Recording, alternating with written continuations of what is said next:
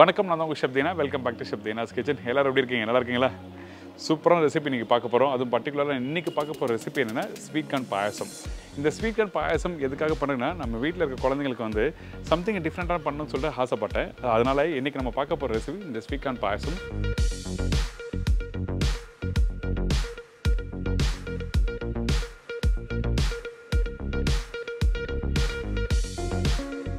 இந்த sweet corn பாயசம் பண்ணும்போது milk mat வச்சு பண்ண போகிறோம். எதுக்காக அப்படி பண்ணுறீங்கன்னா, கொஞ்சம் இந்த க்ரீமி டேஸ்ட் தான் குழந்தைங்களுக்கு பிடிக்கும். அதனால் இன்றைக்கி இந்த ஸ்வீட் கார்னும் இந்த மில்க் மேடை வச்சு பண்ண போகிறோம். அது மட்டும் இல்லைங்க, நீங்கள் நார்மலாக வீட்டில் அதாவது இனிப்பு ஸ்வீட்ஸ் பண்ணும்போது இந்த மில்க் மேட் வச்சு பண்ணும்போது உங்களுக்கு வந்து அந்த க்ரீமி டெக்ஸ்சர் கொடுக்கும். அந்த ஒரு ரீசனுக்காக வந்து நான் மில்க் மேட் யூஸ் பண்ணுறேன்.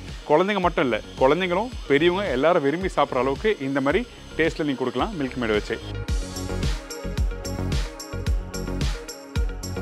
இந்த மில்க் மேட் வச்சு நீங்கள் என்ன மாதிரி ரெசிபிலாம் பண்ணலாம் கேட்டிங்கன்னா, சேமியா பாயசம், கீர் பாயசம், அதாவது ரைஸ் பாயசம், கேரட் பாயசம், பருப்பு பாயசம், ஜவ்வரிசி பாயசம், இந்த மாதிரி பல வகையான பாயசம் பண்ணுறதுக்கு நீங்கள் மில்க் மேட் யூஸ் பண்ணலாம்.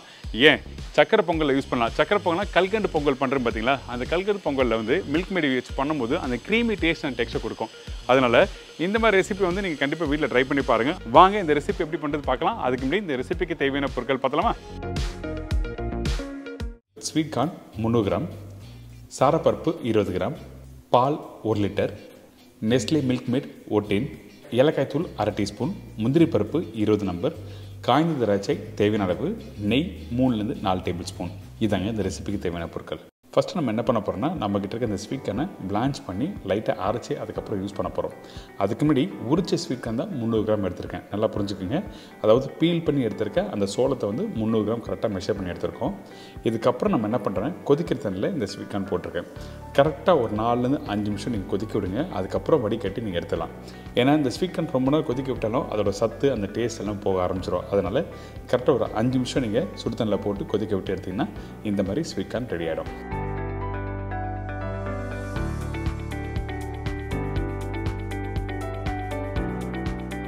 பார்த்தீங்களா, இந்த மாதிரி நல்லா கொதிச்சு வர டைமில் நல்லா முழுசாக இருக்கும். அதுக்கு பிறகு வடிகட்டி எடுத்து நல்லா ஸ்ட்ரெயின் பண்ணி ஒரு தட்டில் மாற்றிடுங்க.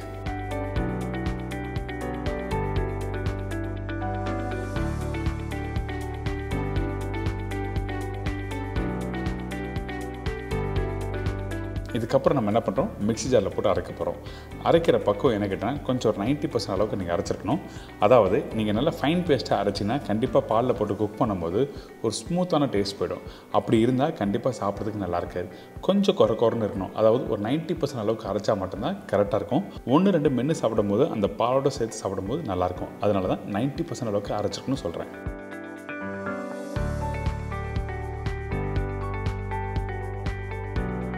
பார்த்தீங்களா, இப்போ ரெடி ஆகிடுச்சு. இப்போ கையில் எடுத்து காமிக்கிறேன் பாருங்கள். அங்கங்கே ஒரு சோளம் முழுசாக இருக்கும், மீதி பார்த்திங்கன்னா நல்லா அரைஞ்சிருக்கும். இந்த மாதிரி தான் கரெக்டாக அரைச்சிருக்கணும். இதுக்கப்புறம் நம்ம என்ன பண்ணுறோம், கடாயில் 1 டேபிள் ஸ்பூன் நெய் போட்டிருக்கோம். அதுக்கு பிறகு சாரப்பருப்பு 2 விதமாக யூஸ் பண்ணலாம். இந்த மாதிரி வறுத்தும் யூஸ் பண்ணலாம். அப்படின்னா சாரப்பருப்பு நல்லா வாஷ் பண்ணிவிட்டு அதுக்கப்புறம் டேரெக்டாக பாலில் போட்டு குக் பண்ணி நீங்கள் சாப்பிட்லாம். இந்த மாதிரி வறுத்து யூஸ் பண்ணால் கொஞ்சம் நறுக்குன்னு இருக்கும், அதாவது கிரன்ச்சியாக இருக்குன்னு சொல்ல வரேன். அதனால் நம்ம என்ன பண்ணுறோம், நெய்யில் வறுத்து எடுத்து வச்சிடறோம். ரொம்ப நேரம் வறுக்கக்கூடாது, அதிகபட்சம் 1 நிமிஷம் வறுத்தா மட்டுமே போதும்.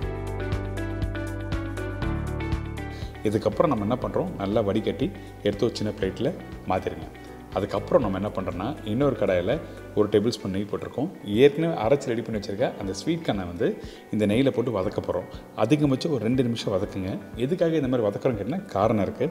இந்த ஸ்வீட் கார்னை நீங்கள் டேரெக்டாக பாலில் போட்டு குக் பண்ணால் வெந்துடும். ஆனால் அந்த ஸ்வீட் கார்னோட பச்சை வாசனை இருக்கும். அதனால் நம்ம என்ன பண்ணுறோம், இந்த மாதிரி 1 டேபிள் ஸ்பூன் நெய் போட்டு மீடியமான ஃப்ளேமில் நீங்கள் நல்லா வதக்க ஆரம்பிங்க.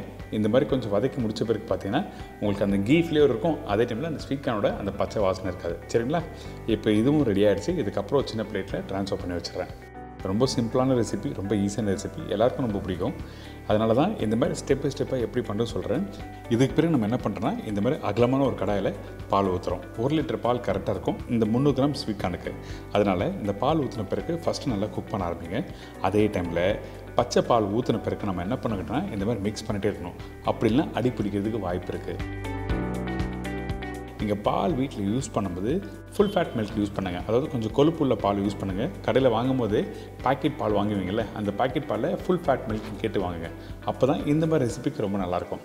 இப்போ பாருங்கள் நல்லா கொதிச்சு வருதா. அதே டைமில் சைடில் இருக்க அந்த கடாயில் ஒட்டுற அந்த ஆடை எல்லாத்தையும் நீங்கள் லைட்டாக சுரண்டி எடுத்துருங்க. இந்த மாதிரி சுரண்டி எடுத்திங்கன்னா அந்த ஆடை வந்து கடாயில் ஒட்டாமல் பால்லேயே நல்லா கொதிக்க திக்காக இருக்கும். இப்போ நல்லா கொதிச்சு வருதில்ல, அதுக்கு பிறகு நம்ம என்ன பண்ணுறோம், ஏற்கனவே ரெடி பண்ணி வச்சுருக்க அந்த ஸ்வீட் கார்ன், அதாவது லைட்டாக வதக்கி ரெடி பண்ணி வச்சுருக்க அந்த ஸ்வீட் கார்னை இந்த பாலில் போட்டு குக் பண்ணுறோம். இந்த பாலில் போட்ட பிறகு அதிகபட்சம் ஒரு 8லேருந்து 10 நிமிஷம் டைம் இருக்கும் நீங்கள் நல்லா போட்டு குக் பண்ணுறதுக்கு. அப்போ தான் அந்த ஸ்வீட் கார்ன் வந்து கொதிக்க அந்த பாலோட சேர்த்து சாப்பிடும் போது அந்த ஒரு க்ரீமி டெக்ஸ்சர் சொன்ன பார்த்தீங்கன்னா நல்லா வரும். இதுக்கப்புறம் இன்னொரு முக்கியமான விஷயம், இந்த ஸ்வீட் கார்ன் போட்ட பிறகு கொதிக்குதுன்னு சொல்லி விட்டுறாதீங்க, கண்டிப்பாக அடிபிடிக்க ஆரம்பிக்கும். அதே டைமில் இந்த ஸ்வீட் கார்ன் கொதிக்க அந்த பாலோட அப்போ கலர் மாற ஆரம்பிக்கும். இதுக்காக நீங்கள் வந்து சேஃப்ரான்லாம் யூஸ் பண்ண வேண்டிய அவசியமே இல்லை, லைட் எல்லோ கலர் வந்துடும்.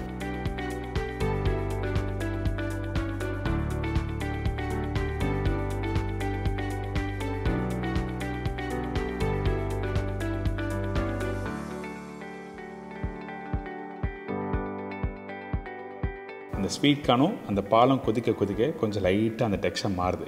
இந்த மாதிரி தான் வரும். இதுக்கப்புறம் அந்த ஆடை லைட்டாக மேலே வரும்போது அடுப்பை ஆஃப் பண்ணிடுங்க. அவ்வளோதான். நீங்கள் கரண்டியில் எடுத்தீங்கன்னா அந்த ஆடை அப்படியே மேலே வரும். இந்த இடத்துல நம்ம என்ன பண்ண போகிறோம்னா, நம்மக்கிட்ட இருக்க நெஸ்லே மில்க் மேடை அடுத்து யூஸ் பண்ண போகிறோம்.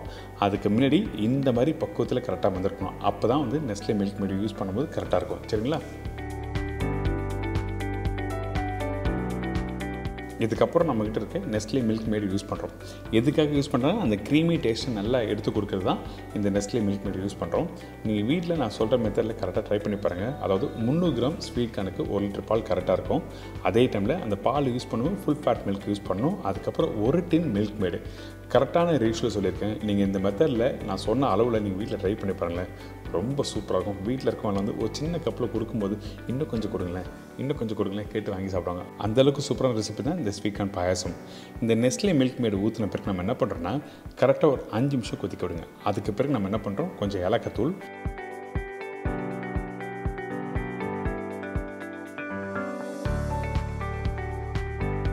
ஏற்கனவே வறுத்து வச்சுருக்க சாரப்பருப்பு, இந்த சாரப்பருப்பு இந்த இடத்துல போட்டுருங்க. போட்ட பிறகு அந்த சாரப்பருப்பு அப்படியே முழுசாக அப்படி மேலே தெரியும்.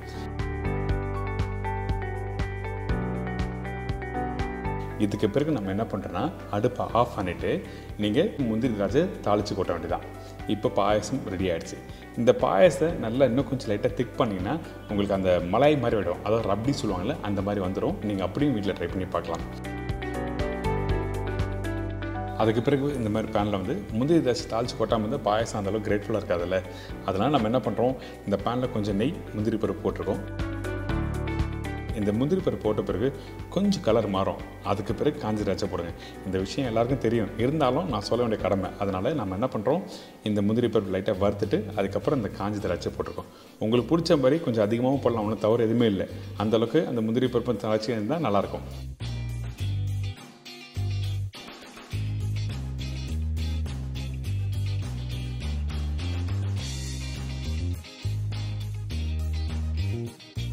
இந்த மாதிரி வறுத்து முடிச்ச பிறகு நம்ம ஏற்கனவே ரெடி பண்ணி வச்சுருக்க அந்த பாயசத்தில் அப்படியே ட்ரான்ஸ்ஃபர் பண்ணுறோம். அதே டைமில் இந்த முந்திரியும் திராட்சையும் வறுக்கும் போது அதிகமாக நெய் யூஸ் பண்ண வேண்டாம். அதிகமாக நெய் யூஸ் பண்ணால் உங்களுக்கு திகட்டுற மாதிரி ஆகிடும். அதனால் நம்ம ஏற்கனவே சொன்ன அந்த ரேஷியோவில் கரெக்டாக யூஸ் பண்ணுங்கள். ஒரு இடத்துலையும் ஒரு டேபிள் ஸ்பூன் யூஸ் பண்ணியிருப்பேன். அதாவது ஃபஸ்ட்டு வந்து அந்த சாரப்பருப்பு வறுக்கிறதுக்கு, அதுக்கப்புறம் ஸ்வீட் கார்ன் வறுக்கிறதுக்கு, அதுக்கு பிறகு வந்து இந்த மாதிரி காஞ்சி திராட்சையும் முந்திரியும் வறுக்கிறதுக்கு. இப்போ இந்த ஸ்வீட் கார்ன் பாயசம் ரெடி ஆகிடுச்சு. நம்மக்கிட்ட இருக்க இந்த மில்க் மேட், அதாவது நெஸ்லே மில்க் மேடை வச்சு உங்களுக்கு சூப்பரான ஸ்வீட் கார்ன் பாயசம் எப்படி ரெடி பண்ணிட்டு பார்த்துருப்பீங்க. சாப்பிடுங்க, என்ஜாய் பண்ணுங்கள்.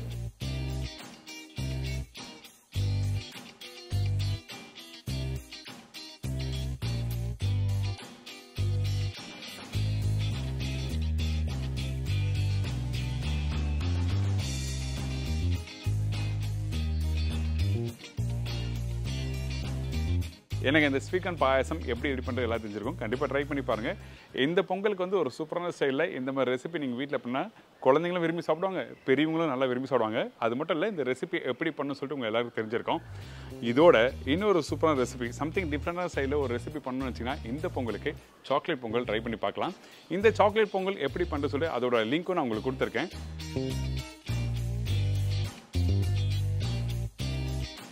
சாக்லேட் பொங்கலுடன் இனிமையான தருணங்களை உருவாக்குங்கள். www.milkmaid.in இந்த வெப்சைட்டில் போய் பார்த்தீங்கன்னா அவங்க பேஜில் இந்த மாதிரி சம்திங் டிஃப்ரெண்டான ரெசிபிலாம் பொங்கலுக்கு பண்ணியிருக்காங்க. நீங்கள் அவங்களோட பேஜும் போய் பார்க்கலாம்.